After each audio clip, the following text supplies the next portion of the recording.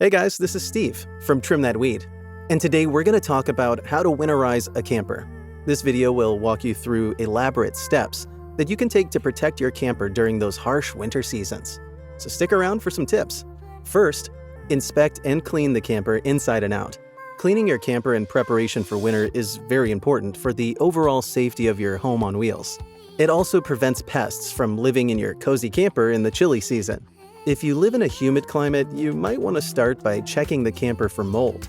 Even if you spot little dots of mold, you should act immediately, because it could escalate quickly during storage.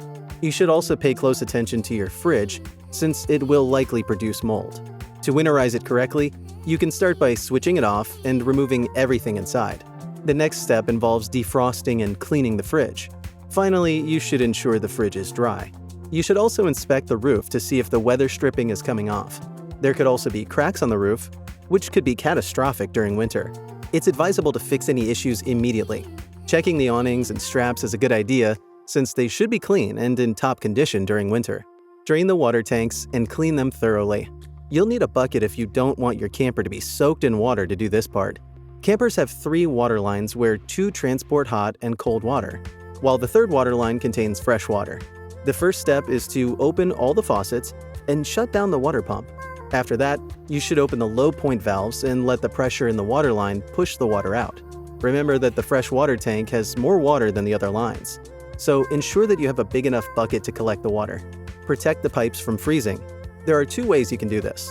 First, you can blow your water lines out with an air compressor. When dry, put 1 gallon of antifreeze in the drains and toilet bowls. The second method requires a lot more antifreeze, and you don't have to buy any expensive air compressor. Still, you will have to pay for 4 gallons of antifreeze, which ensures that every drop of water in the drains is dry.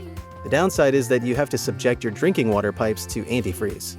Disconnect the solar panels and batteries. The best way to do this is to charge the batteries to capacity and then take them out. Lead-acid batteries are especially prone to damage due to static electricity. You may shut off the disconnect switch in your battery or remove the cables.